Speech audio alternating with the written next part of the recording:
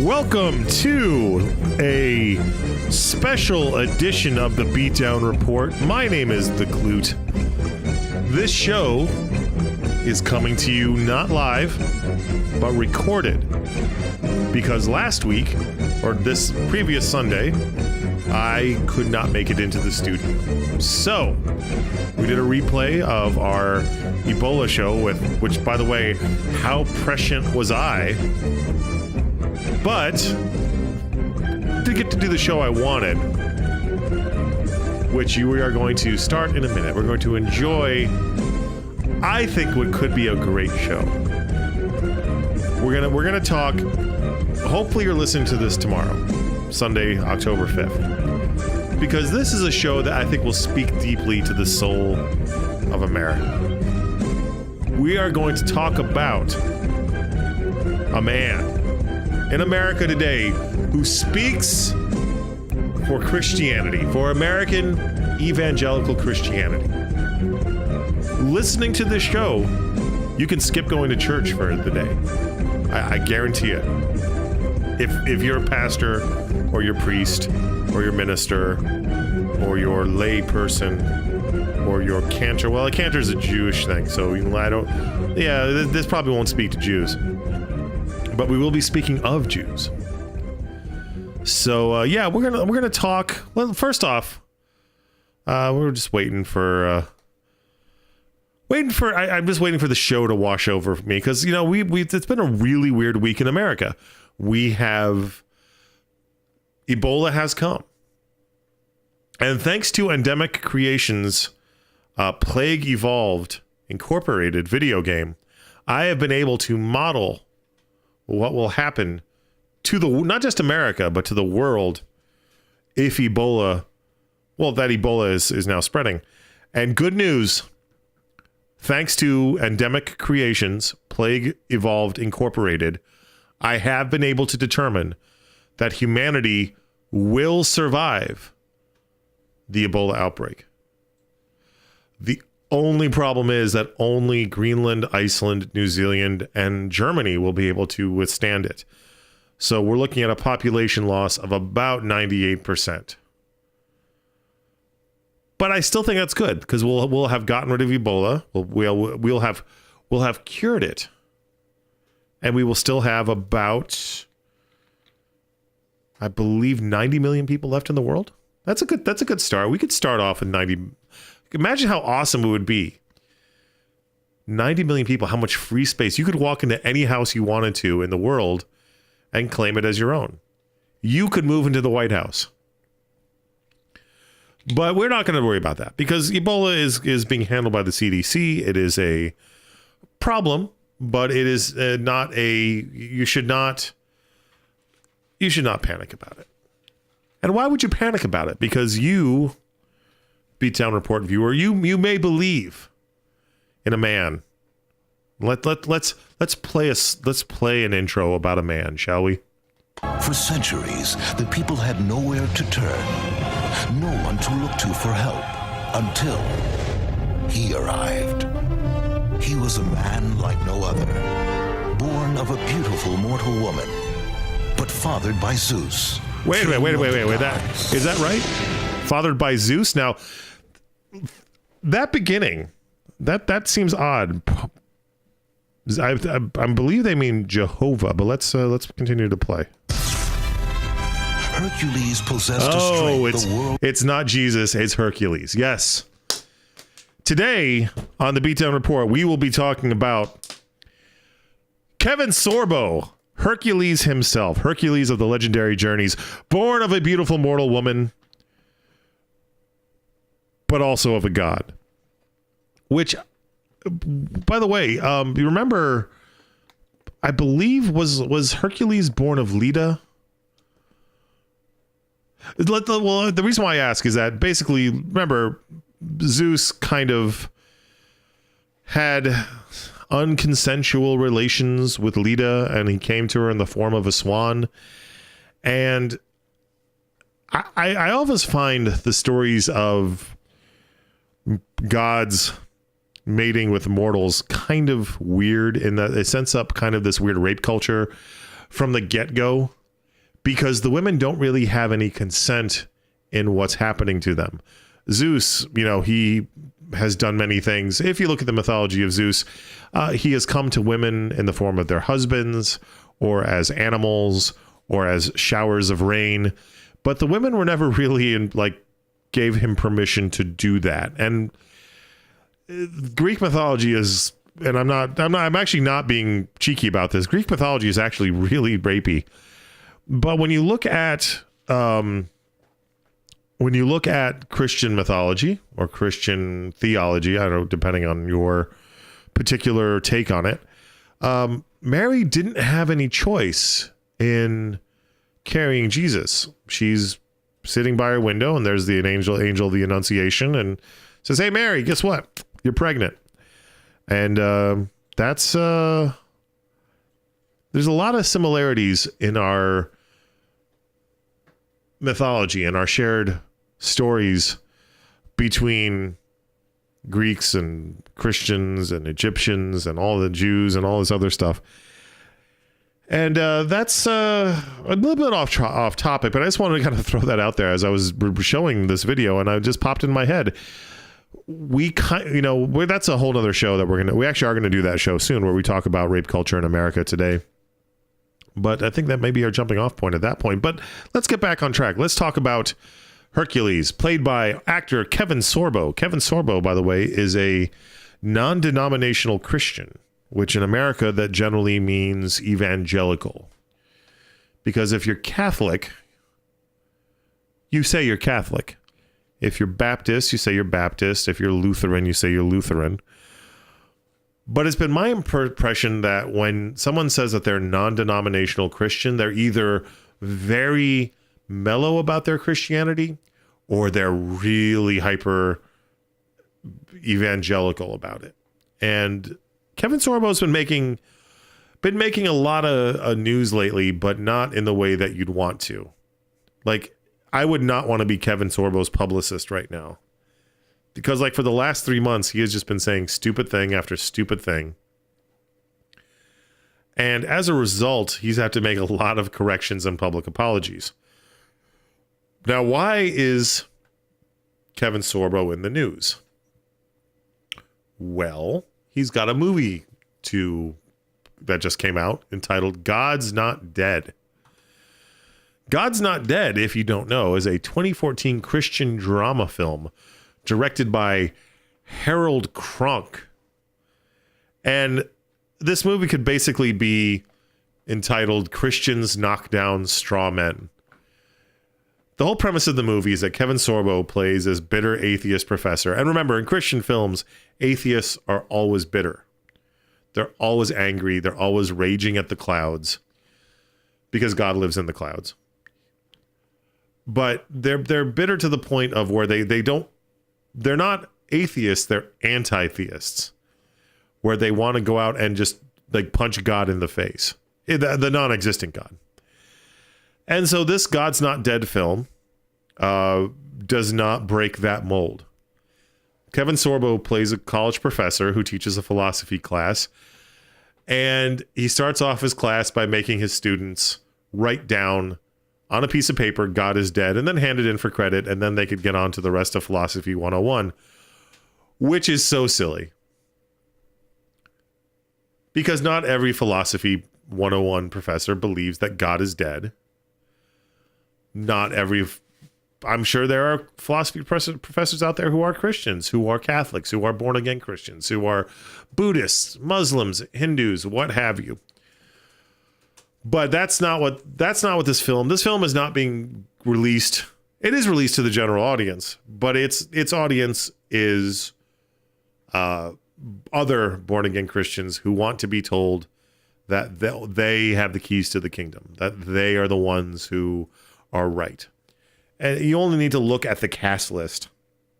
There are cameo appearances by the Christian pop rock band Newsboys. And Willie Robertson and his wife, Corey, of Duck Dynasty are also in the film. You know, this film couldn't be more of a Christian knockdown straw man if you got handed a free Chick-fil-A on the way out and a coupon for Hobby Lobby. But Kevin Sorbo's been in this film, so he's been on this publicity train. He also has a Twitter. Now, Twitter is a dangerous thing. Facebook is a dangerous thing because if you are out there on social media, for instance, I am not famous enough yet. I could go out there and I could put something out and people would either ignore it or not know about it, except for a select few. And by the way, you can follow me on Twitter at @the_Clute, or you can subscribe to our Twitter for the Beatdown Report, which is just @Beatdown Report. But when you are famous, you do not have that luxury because people are waiting for you to say something. And if you say something stupid, you are going to get called on it. So Hercules, Kevin Sorbo, wrote, so the Ferguson riots, I'm not going to call them riots, the Ferguson protests. The Ferguson protests are happening because a man, I believe his name is Michael Brown, was shot dead by the Ferguson Police Department with his hands up. And as a result, people have said, hey, that's not right. So the city of Ferguson, Missouri has been on virtual war footing because the police keep arresting people and firing tear gas at them and training guns on them, when all the people really want is a redress of grievances, and perhaps that this police officer who shot an unarmed man a couple times in the back, I believe, they would like him to be indicted for crimes. And they are worried that the white power structure in Ferguson, Missouri is gaming the system so this officer will not be charged. Yeah. Kevin Sorbo felt that his opinion on this was important. So he said, Ferguson riots have very little to do with the shooting of the young man. It is an excuse to be the losers these animals truly are. Let's stop there. The losers these animals truly are. If you are a white man and you're talking about a very diverse crowd of people, because they were white protesters, but they were primarily African-American protesters in the Ferguson crowd, because these are the ones who are being affected by the white power structure gunning them down. Don't call them animals. That's PR number one. But the problem is that this is not, when people speak off the cuff, they are generally talking what's truly in their heart. It's after that they get warned that they said something wrong that they'll go back and say, I'm sorry if you were offended, or I didn't mean to say that, I meant to say this. Sometimes, it's forgivable if you are drunk. But even then, there's an old Roman proverb or saying, in vino veritas, in wine there is truth. So, I'm not sure that Kevin Sorbo maybe understood what he was saying when he called them animals. Maybe he doesn't know the vast history of America and the racial slurs that have been offered to the African American community. Let's give him the benefit of the doubt. Let's let him talk further. It is a tipping point to frustration built up over the years of not trying, but blaming everyone else. The man, by the way, he puts the man in caps, which is the proper spelling of the man, of which Kevin Sorbo is, for their failures. It is always someone else's fault when you give up. Hopefully this is a reminder to the African Americans. I always thought we were just Americans. Oh well. Again, that's another quote. that their president, they voted in, has only made things worse for them, not better. So he has qualified his words multiple times in this statement. He started off talking about animals, referring to the protesters, and then later on uses another adjective to call them African American. Yeah, that's pretty racist, dude.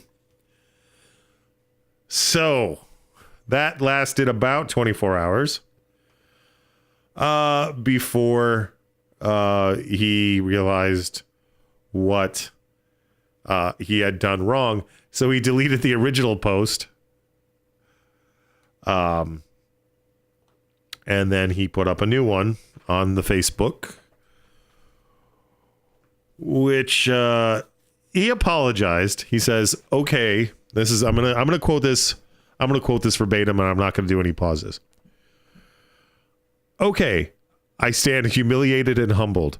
My most sincere apologies for my post on the events in Ferguson. I posted out of frustration and anger over the violence and looting. My words were never meant to hurt the African American community. My use of the word losers was directed at those doing the looting and vandalizing and violence toward others. Anyone who does that is a loser in my book. So I will not apologize to those who are looting stores and vandalizing their own community. I am very sorry for the police shooting." Well, we're going to stop there. He's very sorry for the police shooting. Well, I'm glad he apologized. He apologized for the police shooting, which is more than we've gotten from the Ferguson Police Department. So, yes. Wow. Kevin Sorbo is... at least he says at the end of this statement, "Yes, I am an idiot and do hold myself accountable for the way my post came off." Well, I'm sure he hasn't said anything else stupid, right? But we'll explore that in a minute. After we take a break, brought to you by Brick Cave Media. Brick Cave Media, by the way, is my publisher. You can get my album right now, reading the obituaries over my dead body, and many other fine Clute merchandise on Amazon.com, BarnesandNoble.com, or directly from Brick Cave Media by going to BrickCaveMedia.com. But we are celebrating the release of a new book by JJM Zeep, pronounced Trolls. I'm not sure how I say pronounce, because Trolls is a very easy word to pronounce. But Trolls is a book for, it's a fantasy book. And it is for kids, but I'm sure adults would enjoy it as well. Let me read you the synopsis. Curious and imaginative, 8-year-old Emily is obsessed with fairy tales and magic. On one of Emily's excursions into the wilds of the unmanicured grounds behind her home, she discovers a crumbling bridge and attempts to cross the structure, only to have it collapse beneath her and send her tumbling into the realm of the trolls. I'm hooked right now but wait, these are not internet trolls. These are, in the world of lost children, friendly trolls. A dreadful dot, pesky pirate piskies, and an evil witch who seeks to drain magic from the world. Emily ultimately must find the strength to trust herself and follow the path that will lead her to where she truly belongs. And that is probably not the subreddit forums where there are trolls aplenty. But if you have, makes an excellent Christmas gift. It can be purchased all over the place. But you can buy directly from Brick Cave by going to brickcavebooks.com. And it's right at the top of the page. Trolls by JJM Zeep. All right, let's get back to the show. So when we last left Kevin Sorbo, he had insulted blacks in this country by calling them animals, saying that they were losers. He quickly backtracked those words after people started burning effigies of Hercules in the street. Actually, I'm not sure if that's true, but so how did he follow up that? Did he did he go on an apology tour? Did he well, let's how did Mr. Kevin Sorbo follow up on that? Well, this is brought to us by Right Wing Watch, a project for people for the American way. And Kevin Sorbo, he was promoting, as I mentioned, his horrible film, God's Not Dead, which is just released on DVD. and he appeared on Jerry Newcomb's Vocal Point radio show. Now, Sorbo had noted that Mel Gibson, and you probably know that this is not going to go well if the words Mel Gibson is mentioned in the same sentence as Christian radio broadcast. But Sorbo noted that Mel Gibson had created more opportunities for Christian filmmakers in Hollywood with the success of the film The Passion of the Christ, which, if you'll recall, was a 3-hour snuff film featuring our Lord and Savior Jesus Christ getting beat to shit by the Romans in graphic detail with a, basically it was a brutal, awful, we know that crucifixion is a bad thing. We didn't need to see it in graphic detail, but Mel Gibson felt that we did. So we got to see it. I actually didn't see it because, again, I don't need to see it to know that it was bad. I can only imagine getting 3 nails hammered into your wrists and feet are not a pleasant thing.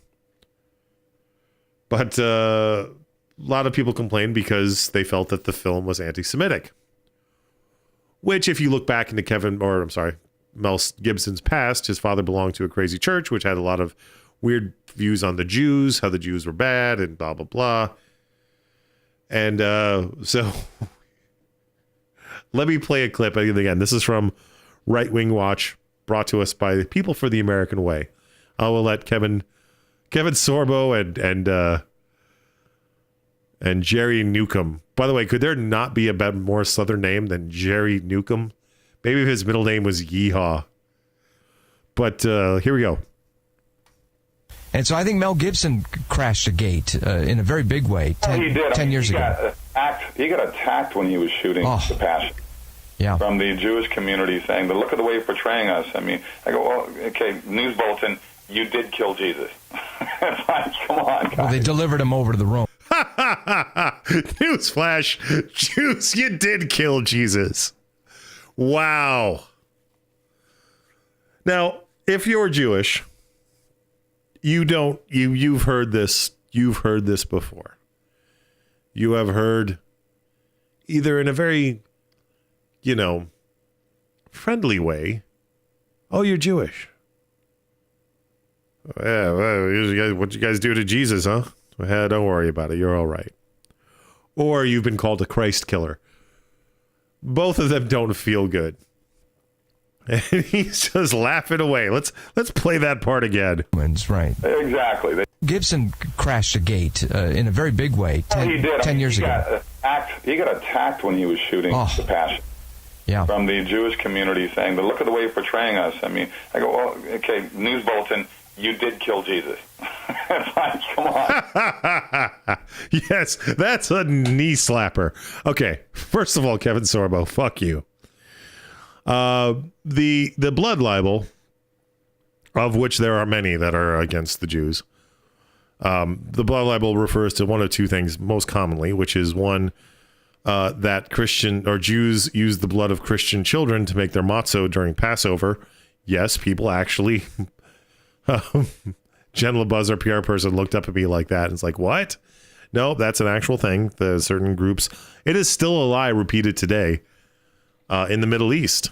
Hamas. Hamas, the group of terrorists that run Palestine. They have a TV channel where they have warned on their kids programs, by the way, they have puppets warning Muslim children to watch out for Jews during Passover because they're going to steal your blood. And we wonder why we can't have peace in the Middle East. But it's been a centuries old lie, which has been used to justify every manner of horror against the Jews and the other blood libels that, Jews killed Christ. Now, strictly speaking, the Romans are the ones who killed Christ.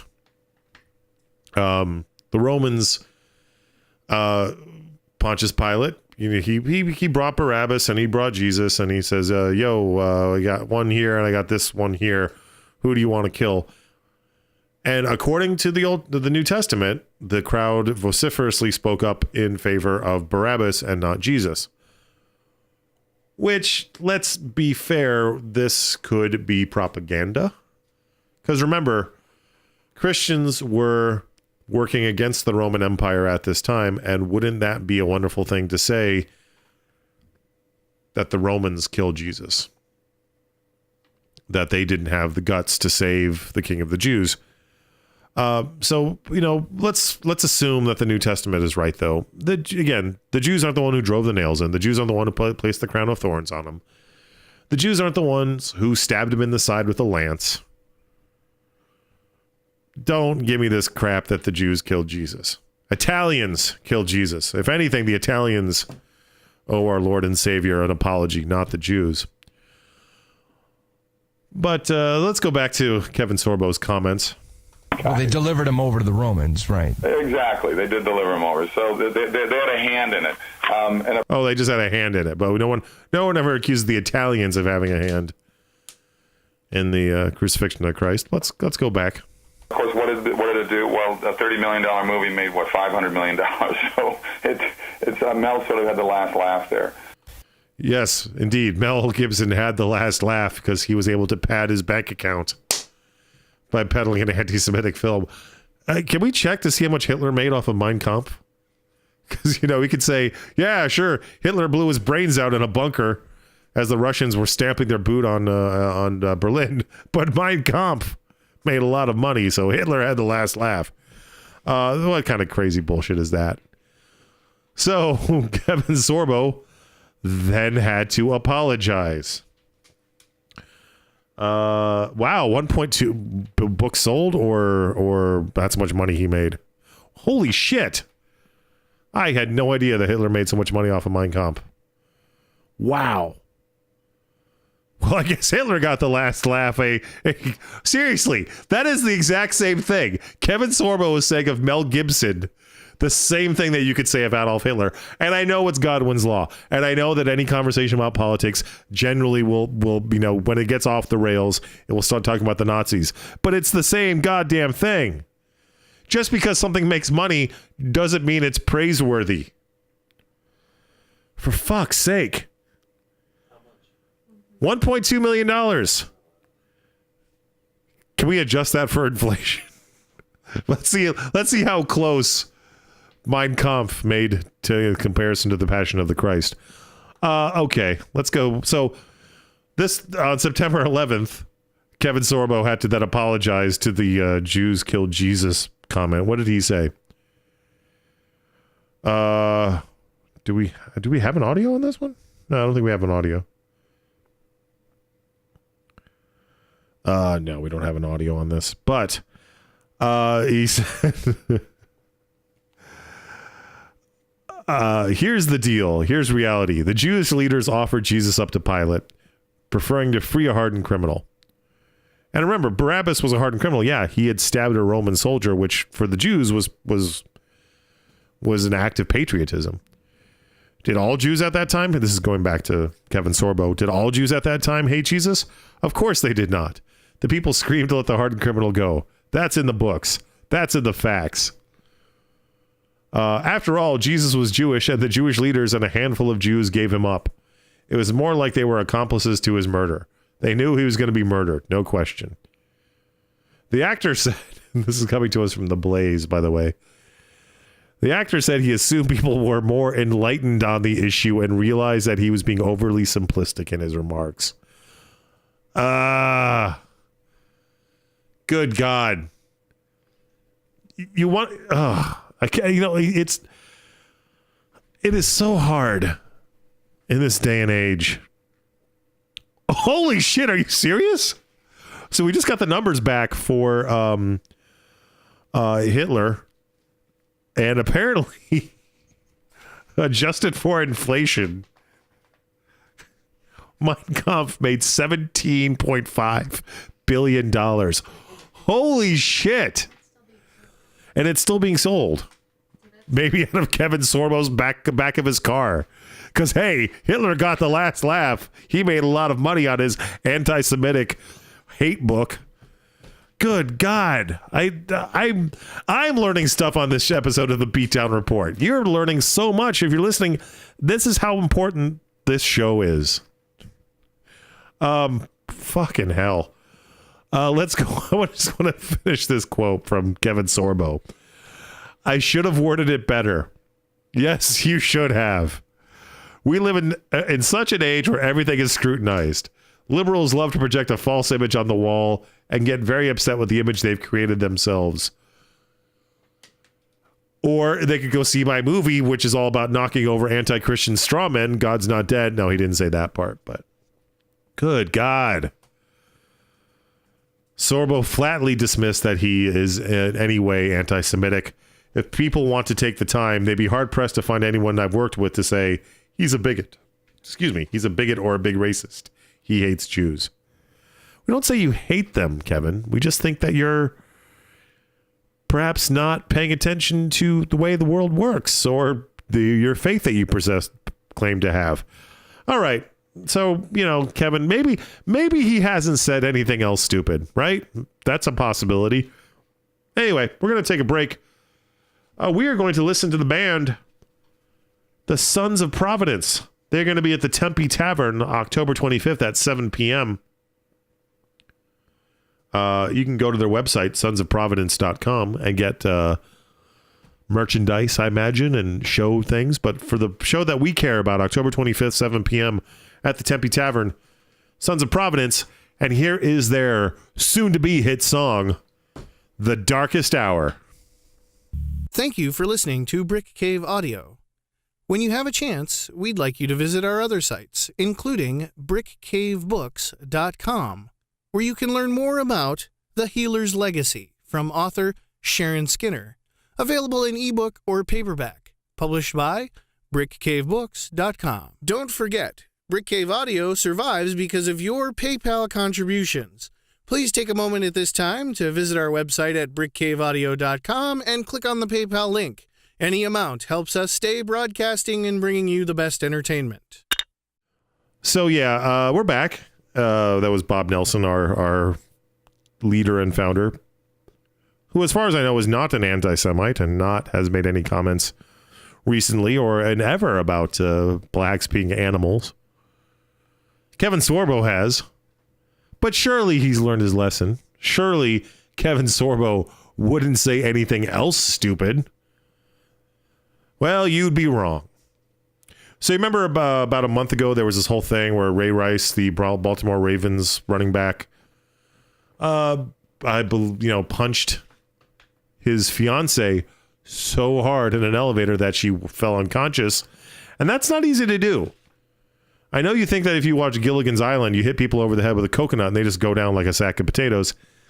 Knocking someone unconscious with one shot, that's you have to have some power going on in your fists. And the NFL knew about it. The Ravens knew about it. No one's getting shit canned because large corporations in this day and age, they don't take responsibility anymore.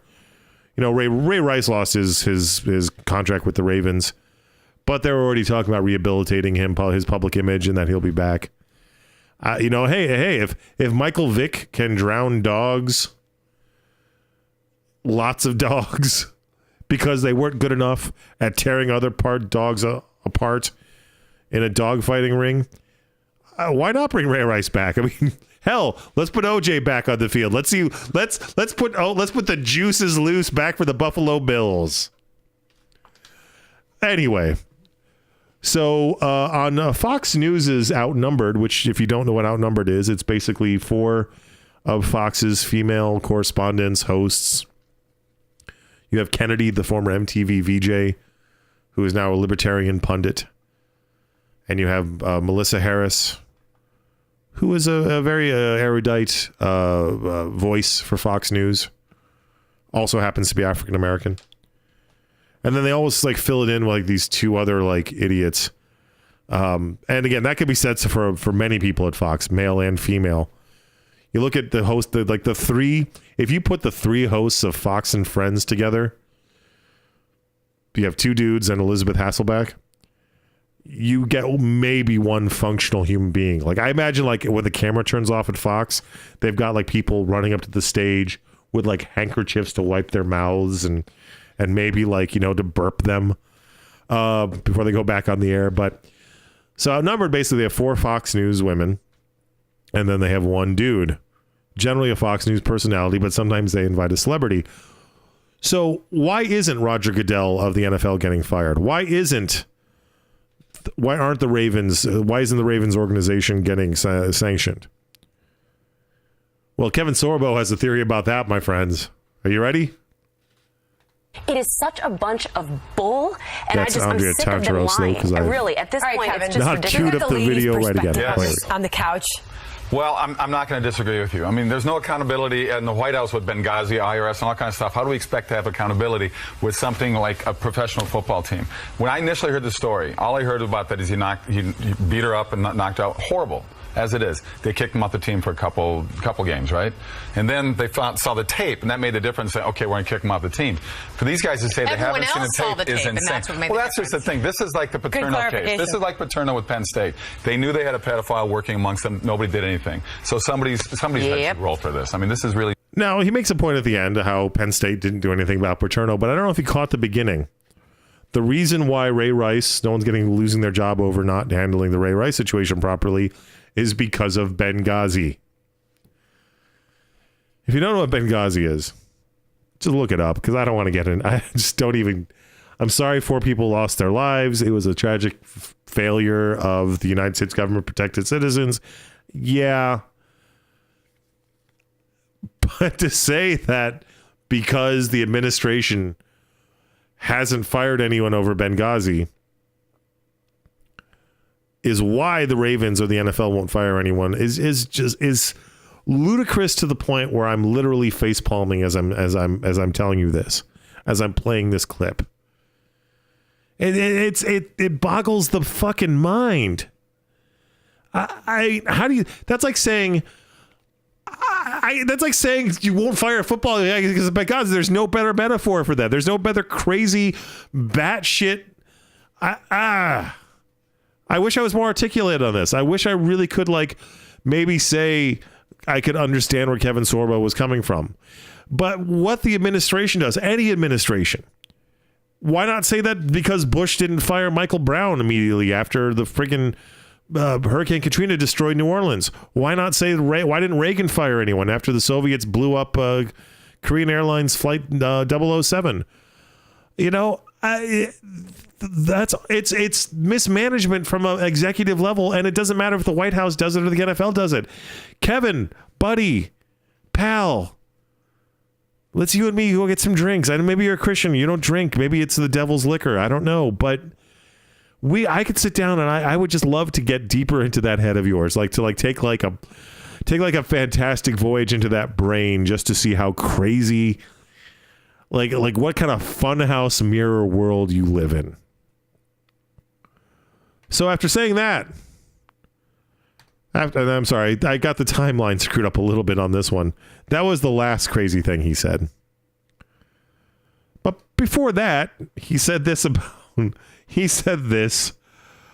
about atheists. And this comes to us again from Right Wing Watch by People for the American Way. Rightwingwatch.org is their website. Here is him talking about atheists. They rant and they rave, and I pretty much base the character off of these guys that I see just, angry, filled with just hatred and anger. And, on one hand, I feel sorry for them, but on the other hand, I kind of laugh at it. I'm going, why would anybody spend so much time ranting and raving about something that they don't believe in? Okay, so he's wondering why atheists rant and rave about something they don't believe in. Because that thing that they don't believe in is impacting the world around them. It's like saying, well, I don't believe that, I don't know. Again, there's no better metaphor. There's no better explanation. If you're an atheist and you believe that hewing to the book written 2,000 years ago, featuring the morals of a nomadic shepherd society is detrimental, of course you're going to complain about it. Of course you're going to be angry about it. You're going to sit there and say, we are the product of 2,000 years of social evolution since Jesus walked the earth, if he walked the earth, and that we have not progressed beyond this book. yeah, that's going to piss some people off, Kevin. I don't know.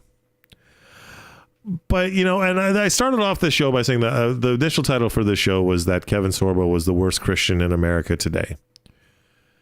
And that's harsh. And I'm not talking about like pedophiles and priests or anything like that. They're obviously much worse. I'm talking from a philosophical standpoint. That's until the Ebola outbreak hit. Now, what do you have to say about the Ebola outbreak, Dr. Dustin Hoffman? You got 19 dead, you got hundreds more infected, and it's spreading like a brush fire. You got to isolate the sick, and I mean really isolate them, Billy. We got to get everybody else back into their houses. We got to keep them there. We're doing that, Sam. No, we're not doing it because I just drove through 100 people. And if one of them has got it, then 10 of them have got it. And if one of them gets out of Cedar Creek, Billy, then we're in deep fucking shit. And we're already in deep fucking shit. And if you're going to arrest me now. All right, Sam, all right. So that was Dr. Dustin Hoffman talking about the Ebola outbreak. Actually, that's not. That's Dustin Hoffman from the 1998 film Outbreak, talking about the Motaba virus, which is basically just an analog for Ebola. But people are losing their fucking shit, people, over this. I mean, and not in a way that would be at all acceptable toward decent people. Because, quite frankly, this has really sent a lot of people over the bend. We're going to talk about that in a second. All right, let us take a pleasant commercial break. We all like commercials, don't you? Like jingles. Da da da da da da da. So what are you doing? Da da da da da da da. This October 8th. Da da da da da da da. If you're in Phoenix, Arizona, da da da da da da da. You should come to the Individual World Poetry Slam. That's going to be kicking off October 8th at 5th Street and Garfield at Lawn Gnome Publishing, where there will be the first poetry slam for the Individual World Poetry Slam. They'll choose the last contestant. It is called the Last Chance Slam, where people from around the world will be competing on the Lawn Gnome stage to crawl over the ashen bodies of their fellow poets just so they can grab that last slot into Individual World Poetry Slam, which will then commence on the 9th. There's going to be literally 3 days of events. We've got a XXX haiku throwdown. We've got extreme championship poetry. We've got a queer open mic. We've got an erotic open mic. We've got a nerd poetry slam. We've got a limerick poetry slam. We've got 72 poets from around the United States and the rest of the world coming to the city of Phoenix, Arizona to compete in the World Poetry Slam. So if you have nothing to do, then you, my friend, need to come to the Individual World Poetry Slam. And if you do have something to do, cancel it. Go to iwps.poetryslam.com for more information. You can also buy your pass. A festival pass is only $60, and it gets you into every single event from finals to the Last Chance Slam. So you definitely want to be there. And we're back to the regular show. So yeah, there is a man, and I'm using that term loosely. His name is Charles. Well, he refers to himself as. Well, he does refer to himself as Charles C. Johnson. On Twitter, he is Chuck Johnson. Chuck C. Johnson. And he is saying some real horrible stuff. Here's a tweet that's from 39 minutes ago. The only reason why Obama doesn't quarantine for Ebola is that he worries it'll be used for other third world diseases. Now, in our last show, The World is Terrifying Part 2, we've pointed out that Ebola is not just a third world disease. Ebola has happened here in the United States. The rest an outbreak. Read Richard Preston's The Hot Zone, and you'll get the full breakdown of what happened. But, he has said a lot of other things, and one thing that he has backed off this threat. But what Chuck C. Johnson was going to do was he threatened to release the names of all the children who had had exposure to the Dallas Ebola patient, Thomas Duncan. He was going to release the names of children in violation of not just laws like HIPAA and various other, I'm sure, state and local regulations, but in human decency. These kids aren't Typhoid Marys. These kids aren't going out there, vomiting up blood on people and to get them sick for laughs. These are kids who possibly could come down with a very bad disease that might fucking kill them. And they don't need to have their names bandied about in the community. And if you think I'm lying about that, if you think I'm just making that up, that he wouldn't say something like that. Here is a tweet from October 3rd at 8:54 p.m. Tomorrow, we publish the names of children that have been exposed. Parents need to know. In this case, if parents need to know, the Texas Department of Health, the CDC, someone will let them know, and they don't need to find out about it on fucking Twitter. I responded, which got some faves from the Twitter crowd. Hey, Chuck C. Johnson, tomorrow is the first day of the rest of your lawsuit. And he hasn't done it. And then more likely he hasn't done it because he realizes that he would just get sued back into the Stone Age. But there have been a lot of other really shitty people talking about Ebola and the administration's response to it, or other human beings who are suffering through it. Katie Pavlich, I don't know how to pronounce her name. She's also a Fox News. As Don Henley would call her, a bubble-headed bleach blonde who goes on at 5. She put up some things. She is considered to be the first right-wing pundit who blamed Obama for allowing Ebola to spread into the United States.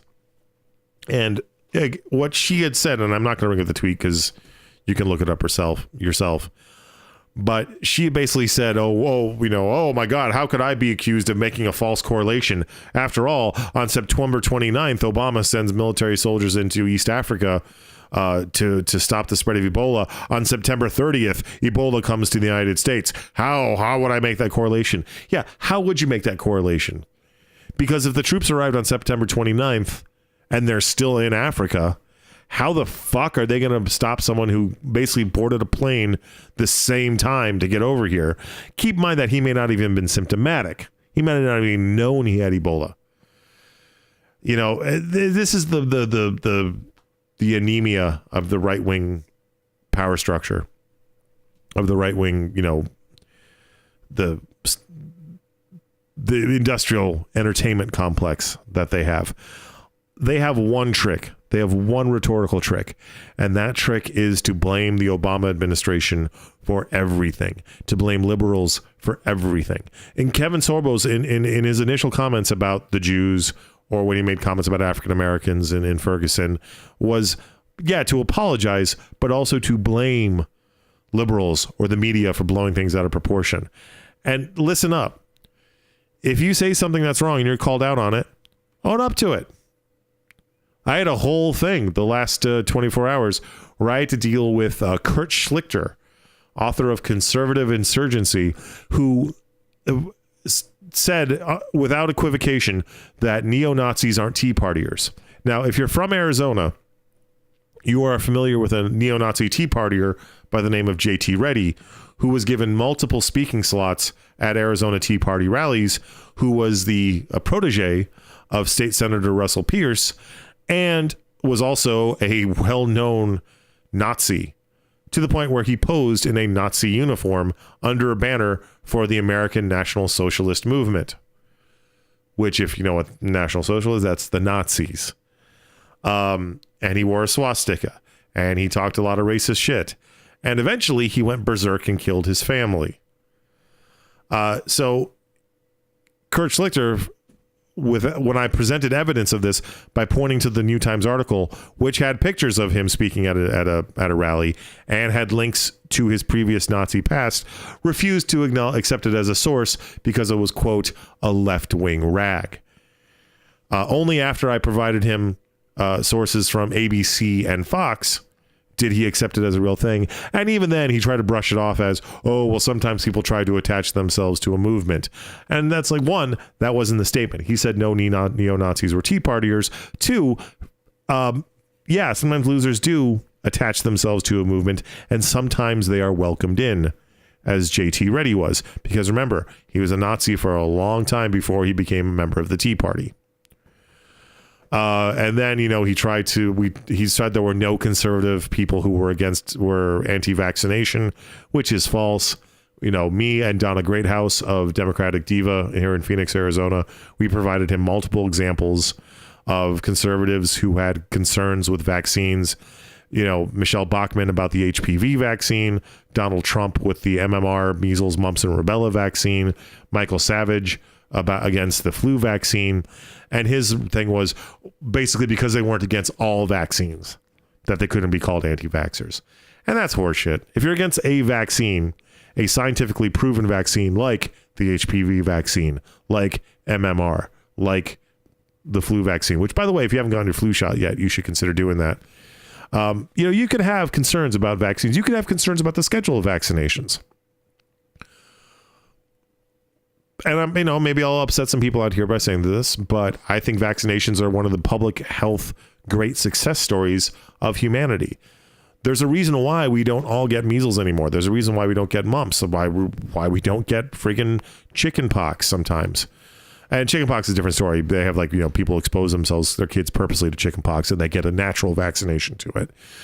Polio is one of the, in America, we don't get polio anymore. And why?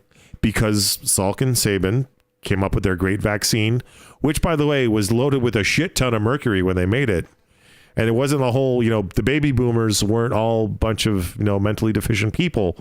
Polio vaccines stopped the spread of polio in the world. Or at least in the United States, polio has not been eradicated. Smallpox has. But if someone said that they were against the polio vaccine, would you call them an anti-vaxxer? Yeah, I probably would. If they're against HPV, which, by the way, HPV causes cervical cancer, which, doesn't affect dudes, but affects women and causes them to basically rot out from the inside. And I'm being grotesque there, but let's call it what it is. If you can have a vaccine that would stop someone from getting cervical cancer, if I had a daughter, the first thing I would do is jam that needle into her arm. And I'd give her a lollipop afterwards, and I'd take her for McDonald's. But she's getting vaccinated. And if you're against the HPV vaccination, yes, you are against vaccinations. Maybe not for everything, but for some. And Kurt and I got into the long point where he accused me of lying and all this other horse shit. But that's the anemia of the right-wing entertainment industry, of the entertainment thought structure. They have one trick. That's to accuse the other part of lying, to accuse the other party of making them out to be the bad guys when they are the bad guys themselves. And that's it.